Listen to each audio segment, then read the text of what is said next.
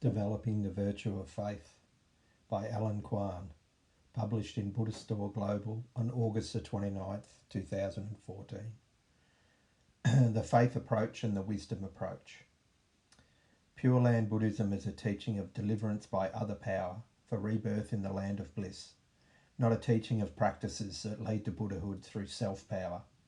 Thus, Pure Land adherents are not necessarily required to focus on the pursuit of wisdom or enlightenment. Rather, they should devote themselves to cultivating faith in their rebirth in the Pure Land. This is the main direction that all Pure Land adherents must bear in mind, and they should move forward towards the Pure Land without any doubt, hesitation or distraction. When Buddhist practitioners choose the teaching of practices by self-power, they may ask, how can I have wisdom and attain enlightenment?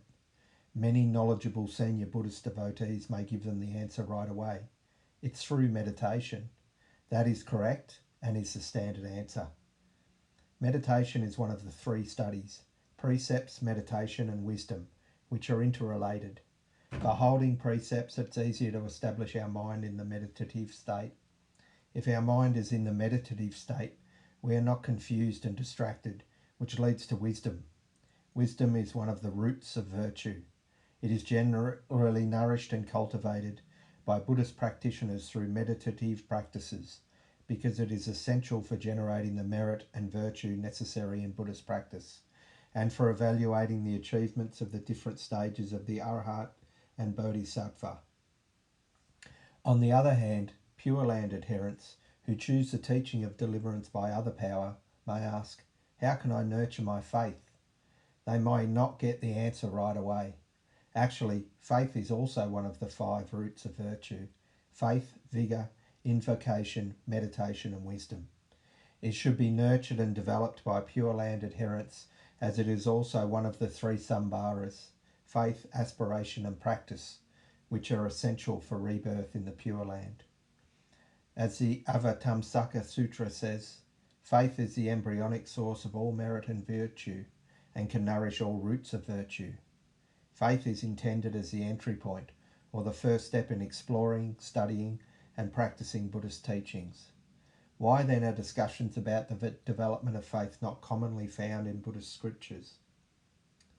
Faith developed intentionally is not genuine.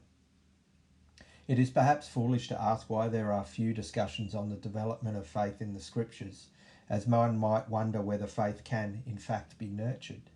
Faith is really abstract. It is something felt deep in one's heart. It seems ridiculous to ask other people to tell you what to do to nurture your faith. When a person claims, I believe it, does it mean he really believes it? Many people may ask, how do I know I have faith?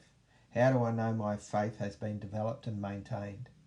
Some may argue that faith is purely a personal matter. If you choose not to believe something, no one can force you to believe it. This is a bone of contention in most religions when faith comes up for discussion. It might appear that faith is cultivated intentionally or at one's discretion, but that is not necessarily true. Generally speaking, belief or faith is based on three factors. 1. Direct experience through our sense organs. This is the easiest way to believe something, but it is the most unreliable way because what we see and hear may only be partially true and not the whole truth or picture. The six dusts or external phenomena are usually regarded as delusive. 2. Irrefutable deduction through logical thinking. This is the most scientific factor, but it is not reliable either because what we think may be biased and incorrect. For example, if we have insufficient information. As we are not enlightened and unable to see our self-nature, our mind is delusive too. 3. Testimony worthy of confidence. This is the most important factor and the basis of most of our beliefs. However, only the wise know how to identify a reliable source of information and someone who is trustworthy. Most do not have that ability. As almost all of us are ordinary beings without perfect or complete wisdom or morality, on whom should we rely? How can we develop genuine faith?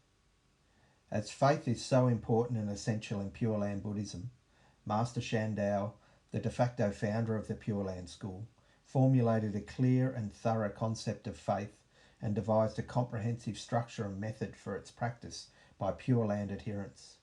Dependably, Master Shandao offers a full description of all aspects on faith in the 4th chapter of the Commentary on the Contemplation Sutra. First of all, he points out that only a Buddha is perfect and complete in wisdom and morality. Therefore, he is the only one on whom we should rely and to whom we should entrust ourselves. The merit and virtue cultivated by the Buddha Amitabha and dedicated to us is regarded as substantial or genuine. Thus, the faith built on his vow, which is based on genuine merit and virtue, must be genuine too. Master Shandao goes on to elaborate methods for developing faith that are easy to follow. More interestingly, he tells us how to know we have complete and deep faith. His exposition on faith is very practical for our daily life, and he advises us what to do in situations where our faith is challenged by others.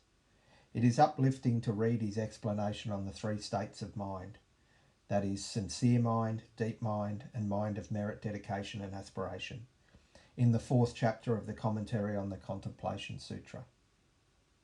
To conclude, in Buddhism, wisdom can be achieved through meditative practices, but faith, genuine faith, can be developed and strengthened through the practice of Buddha invocation or Amitabha recitation.